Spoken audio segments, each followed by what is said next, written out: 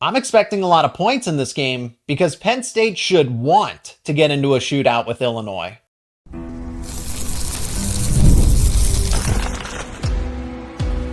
You are Locked On Nittany Lions, your daily podcast on the Penn State Nittany Lions.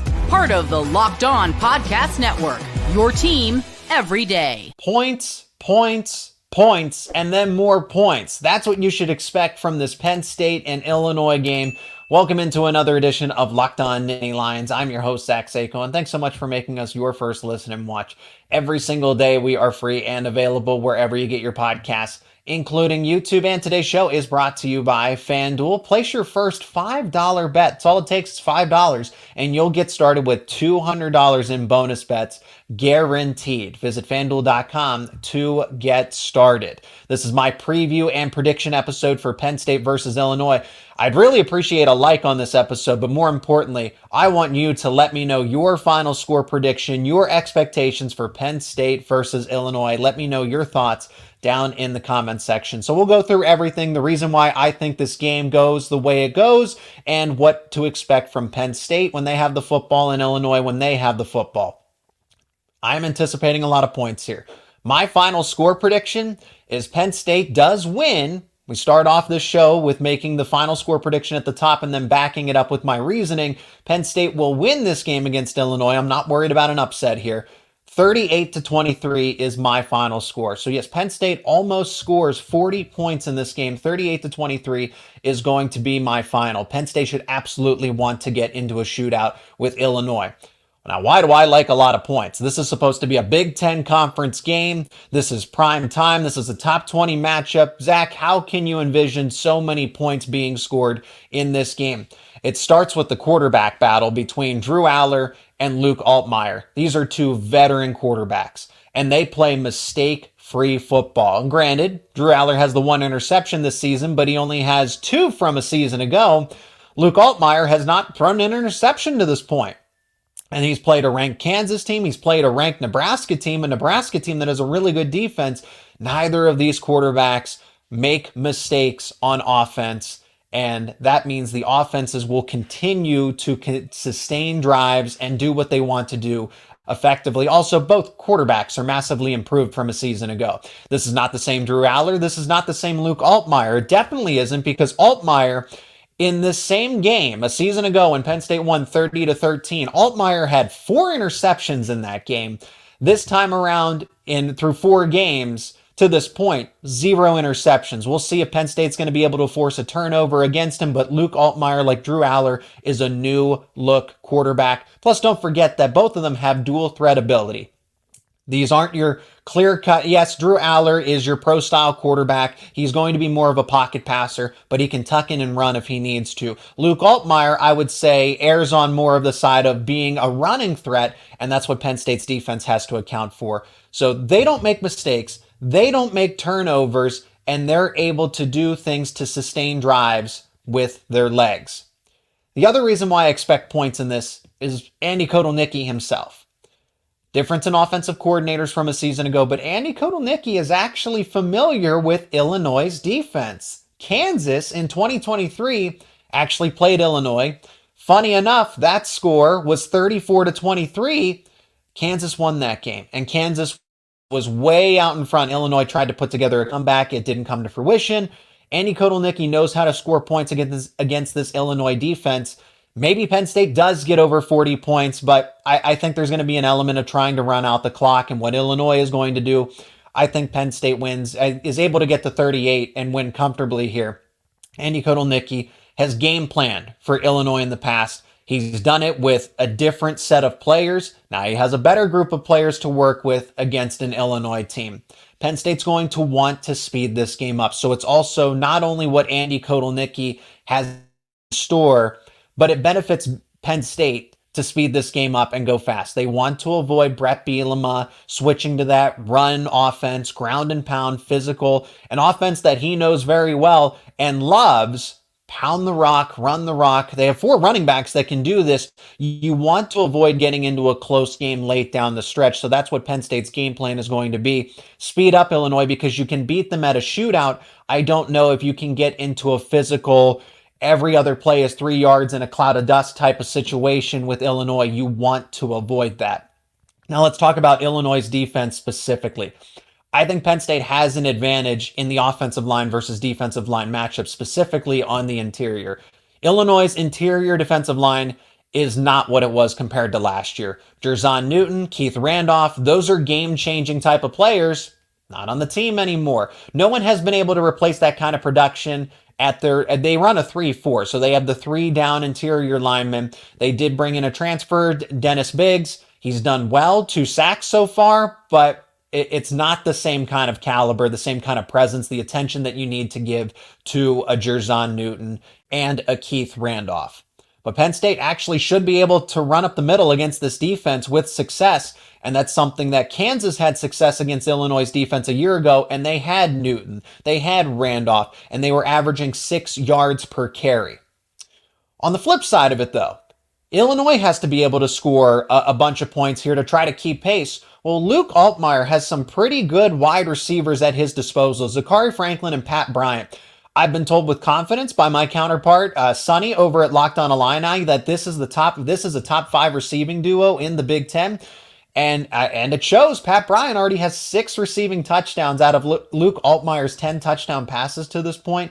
They are reliable. They are effective. They are the focal points of this offense. And it will be for Penn State's cornerbacks. This is the first true test. Pat Bryant and Zachary Franklin will have NFL futures ahead of them. As far as what kind, that's left to be debated, but they will have the attention of NFL franchises in the future. A.J. Harrison Company, this is their first serious test.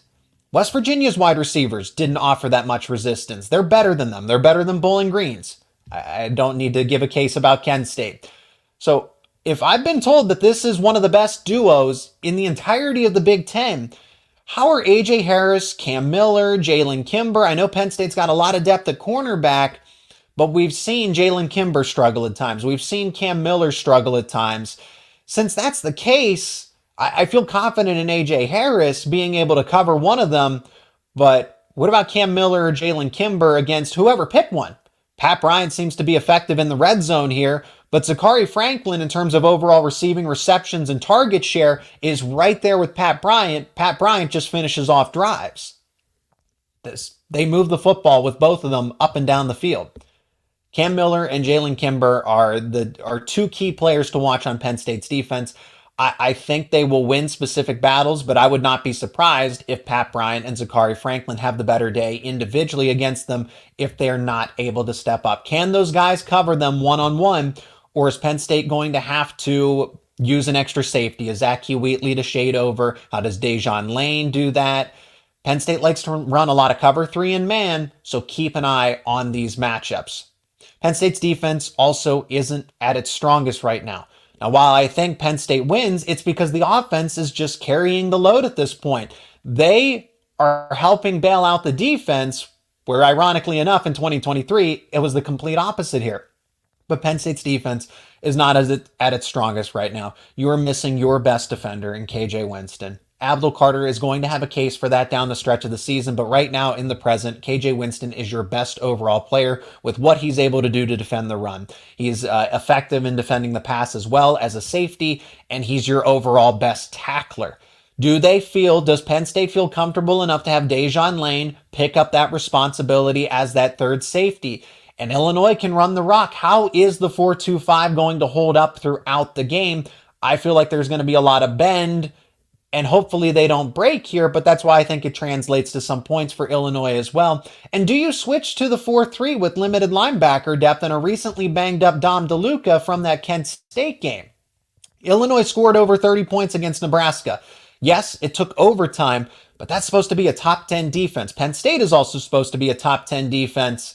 I think you can play some complimentary football here, and Penn State having 38 points scored based on my prediction will actually help, because this game will be a little bit out of reach and Illinois will be playing from behind. Last thing, of course, that I want to point out is the whiteout energy. The whiteout energy is going to help here. This is a top 20 matchup. It's under the lights in prime time. Revenge game for 9 overtimes here. And now Penn State did win last season 30-13, so Illinois could probably say the same thing here. But I'm looking at this from Illinois' point of view and the fact that they have to go on the road back-to-back like this into two hostile environments. I want to give credit to Nebraska. Nebraska they went to overtime with Nebraska. That game finished in the favor of Illinois. However, Nebraska took them down to the wire. I can only imagine that can Illinois hold up through two physical games, two intense games like that back to back in conference? Most likely not. My final score prediction, 38-23, Penn State over Illinois. So that means that 17.5 spread, Illinois would cover it, but the total is going to go way over. I do like points in this game. Now let's actually go through each team individually. When Penn State has the football, when Illinois has the football, we'll start with the Nittany Lions in segment 2 and talk about what you can expect in specific matchups and why Penn State has the advantage. We'll talk about that on the other side of this break.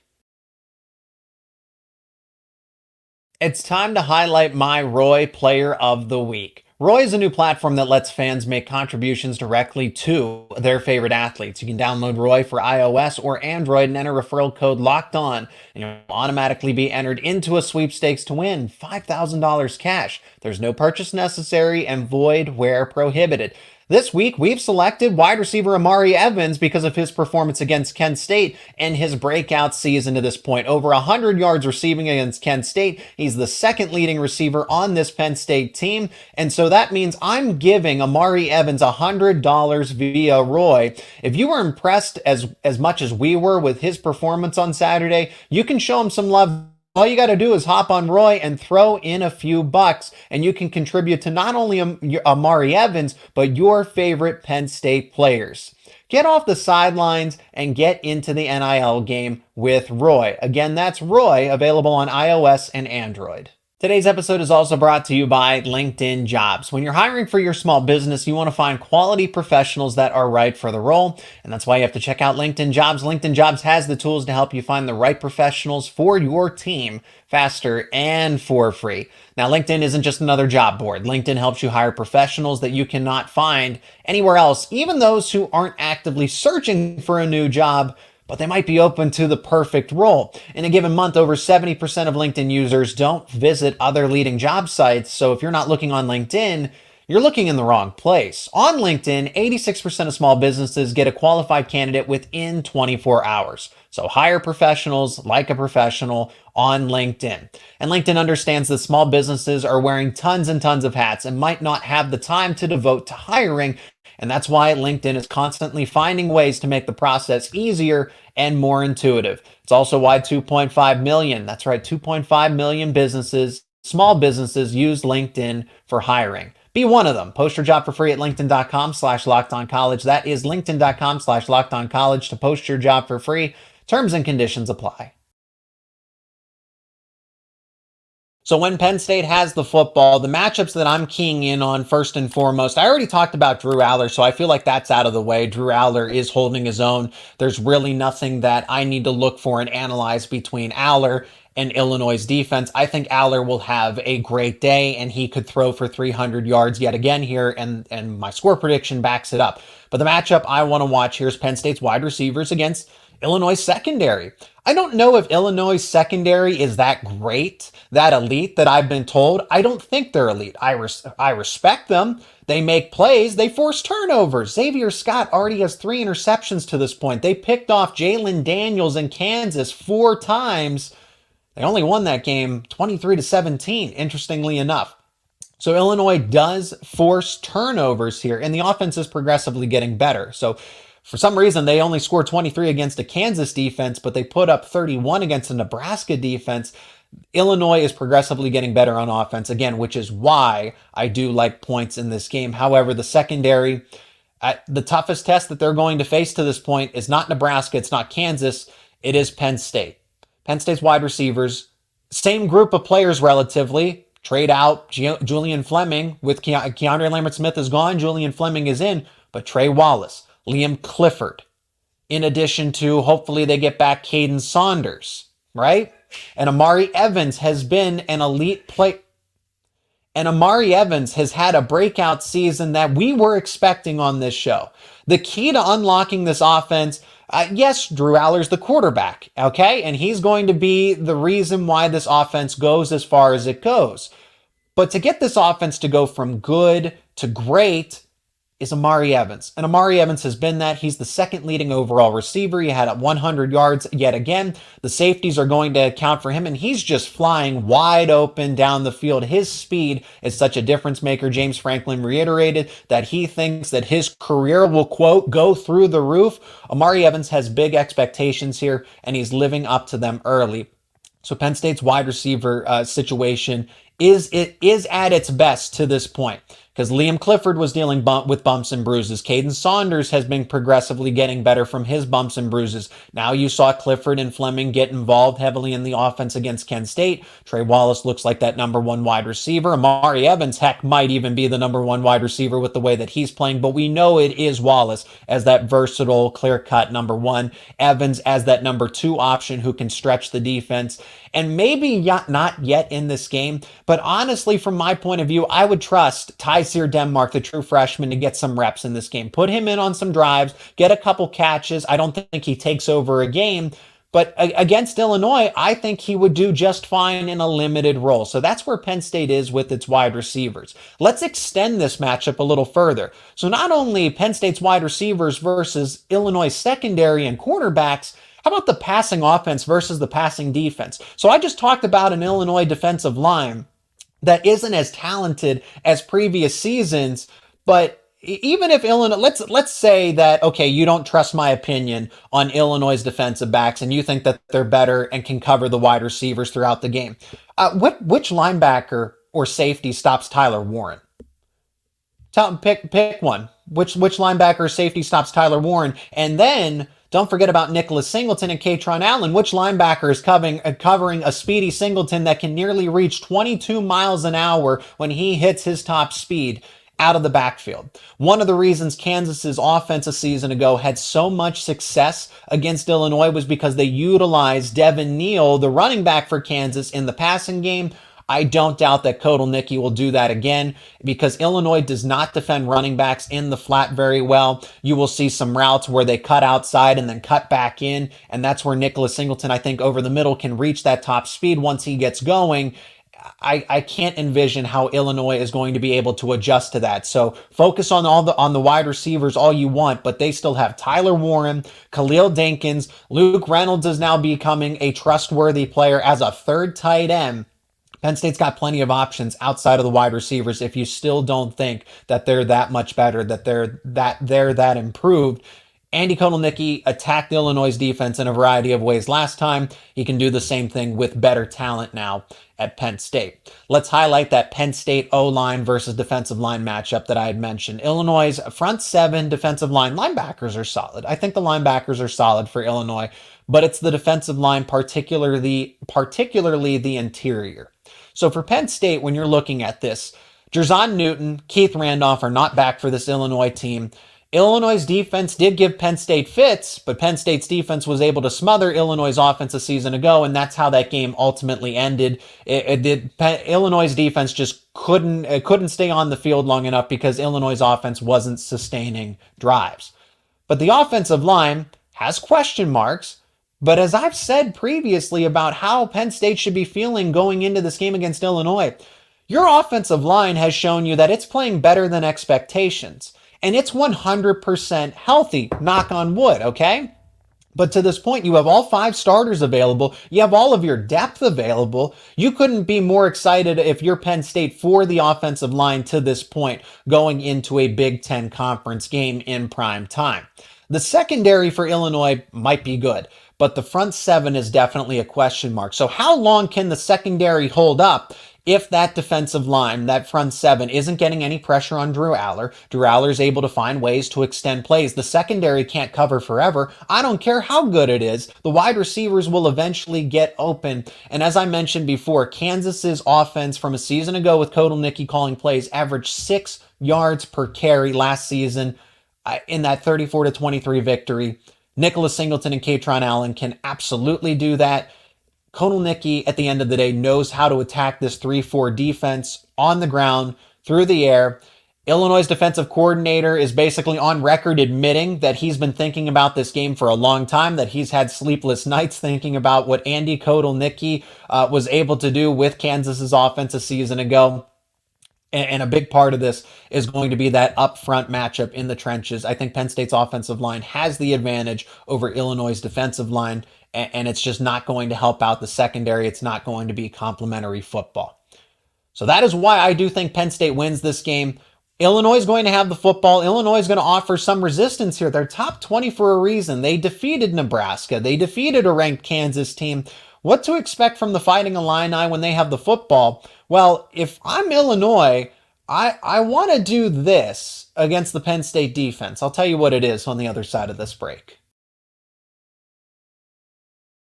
Today's episode is also brought to you by FanDuel. Hey, NFL fans, you can start the season with a big return on FanDuel, America's #1 sportsbook. So when you get a hunch in the middle of the game, you can check out the latest stats, view live play-by-play, and so much more on the same page where you actually place your bets. It's that convenient, it's that simple, and you can get started with $200 in bonus bets guaranteed. That's right, guaranteed when you place your first bet of $5. All you got to do is go to FanDuel.com. Again, that is FanDuel.com. And if you look over on FanDuel, you can see the lines for Penn State versus Illinois. Penn State is a minus 17.5 point favorite on the spread. The total is set at 47.5. If you like those lines, you can bet them over at FanDuel.com. Again, that's FanDuel, America's #1 sportsbook.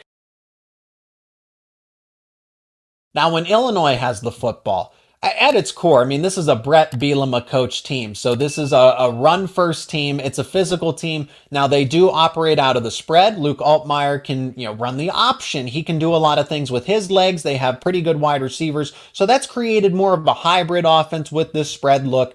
But by default, Brett Bielema is going to run the rock if he can. Be aware of when it comes to Luke Altmaier, he doesn't turn the football over. I mean, he's really cleaned that up. A season ago, 4 interceptions against Penn State. And I know he hasn't faced Penn State yet to this point, and it's in Beaver Stadium. But for Luke Altmaier, zero interceptions when you had 2 top 25 matchups. One at home against Kansas and one on the road in Lincoln, Nebraska. Altmaier is protecting the football very well to this point. He's efficient, completing, I think he was 21 of 26 against Nebraska, but be aware of Altmaier's legs because that's how you can extend drives if Penn State's either going to sell out for the run or double cover those wide receivers, which we'll get back to in just a moment. But they have 4 running backs that they can turn to. So I'm telling you about Luke Altmaier's running ability as a quarterback. They have 4 running backs that they can go to. Caden Fegan's the bell cow. He has 54 carries for 242 yards and 3 touchdowns, but they can go to Aiden Lawfrey, who's averaging over 6.5 yards per carry, Khalil Valentine, and don't forget about Josh McCray. So those 3 running backs that I named have a pretty split share of the carries here, with McCray being the second leading rusher. I should say Luke Altmaier is the second leading rusher with 24 carries. But Josh McCray, he played in that 2021 game against Penn State in the 9 overtime debacle there, and McCray had a really good day. So the fact that he is now the second or third string running back in this case kind of speaks volumes to this point of how good he was a while ago, but that the running back group for this Illinois team is better to this point since 2021. And McCray's still there to be kind of that veteran presence for the group. Now back to those wide receivers. Franklin and Bryant account for 90% of the pass catching production. I do like their tight end, Tanner Arkin, but he only has 6 receptions for 50 yards. The only reason I would be slightly concerned about Illinois utilizing Arkin more is because Harold Fannin Jr. was an extreme mismatch for Penn State's defense the first time around when they played Bowling Green. So an athletic tight end, what is that going to do now with KJ Winston not available on defense? If you're Penn State, you want to focus on those wide receivers because the film shows that they're going to go to Franklin, they're going to go to Bryant quite a bit in the passing game, but that could open up opportunities for Arkin, the tight end, if the attention is drawn to Franklin and Bryant as the wide receivers. So if Penn State keys in on them, who is Illinois going to get the football to more in this instance? Now, I also want to talk about what I alluded to in the previous segment about if I'm Illinois, what would I try to do against Penn State to really win this game? Because Illinois can win this game. I'm not trying to say they will. They can win this game. They can absolutely win this game. I'm not saying they do. I'm not saying they will. But if I'm Brett Bielema, he's moved away from his roots. The spread offense, it doesn't mean that he can't go back to them with 6, 7 offensive linemen and just run the rock 3, 4 yards, cloud of dust, be as physical. He can still do that. This Illinois team can do that. And we saw that. Do I think it's going to be circa 2021 where that's all he did and they ran for 300, 350 yards and rushed the ball 50, 60 times? I'm not anticipating that. They're not going to go away from that game plan. But if I'm Illinois, I try to do that maybe every third drive just to give your defense a break, because I think Penn State's offense will be relentless. And if you're Illinois looking at this matchup, you want to try to help out your defense and play some complementary football as best as you can. So they can do that. And where it shows is the fact that they did that against Nebraska to close out the game. So if I'm Illinois, I want to try to shorten the game. I want to try to run the football a little more, not to the extent of 2021, but do it a little more because it works, and Penn State runs a 4-2-5 defense. So either force Penn State out of that 4-2-5 defense and into a 4-3 with limited linebacker depth, or allow Penn State to play to its strengths defensively. Illinois can do a variety of things here. I just don't think they'll be able to, and that's where the key to the game is Illinois' defense. Can you get a stop against Penn State's offense? You might get a stop here and there, but I don't think it's going to be consistent enough. I think Illinois will be playing from behind. But however, Illinois, to win this game, say it's 27-24, Illinois is trailing by 3 and they have the ball with 5 minutes to go. That is not the situation. That is the last situation that Penn State wants to be in when it comes to this game. That's how you take the crowd out of it. You put the fans on the edge of their seat. I just think the Penn State's offense, they can score quick, they can push the pace, and you can kind of prevent that result from happening if you're up by 10, 14, maybe even more points. It's going to take 2 scores, but that's how you do it, because then Illinois can't just run the rock, try to grind Penn State's defense to a halt until eventually, bend until they break. Illinois would like to do that ideally, but I don't think Penn State's offense is going to let them do that. So those are the players that you would need to key in on for Illinois. Talked plenty about Luke Altmaier's dual threat ability, the 4 running backs that they have at their disposal, the 2 wide receivers, and the tight end that are going to be utilized effectively in this offense. It'll be interesting to see some of these matchups now that both teams, I think, are playing a little more comparable competition. And it's not to say that Nebraska or Kansas didn't do that. I think Illinois actually got kind of lucky in terms of those games, especially against Nebraska. Nebraska should have won that game, but I am impressed that they scored 31 in Lincoln, Nebraska in a primetime night game. Granted, it was Friday, but Illinois was able to do that against a top 10 Nebraska team. Penn State has more of a complete team. Penn State's not going to make those same mistakes offensively that Nebraska did, and that's why they are going to win. Again, my final score prediction, 38-23, Penn State over Illinois. Let me know yours down in the comment section and any key matchups you're looking forward to. If you're going to the game, if you get to see a whiteout energized type of game, I want to know your thoughts all down in the comment section. Coming up on the show, we're going to talk to Sonny Verma of Locked On Illini for that official crossover preview to get some more intel on the enemy for this week, Penn State versus Illinois this upcoming Saturday. I'd really appreciate it if you left a like on the show. More importantly, please share your thoughts down in the comments section. And if you're not already, become an everydayer. Subscribe to Locked On Nittany Lions on YouTube and wherever you get your podcasts for the latest conversations around your favorite Penn State sports teams. And as always, thanks so much for making Locked On Nittany Lions your first listen and watch every single day. For your second listen and watch, you got to check out Locked On College Football with host Spencer McLaughlin. Game recaps, game previews, the latest news and analysis throughout the week to prepare you for that upcoming slate of games. All of that is discussed and more with Spencer on Locked On College Football. It's available on YouTube and wherever you get your podcasts, part of the Locked On Podcast Network, your team every day.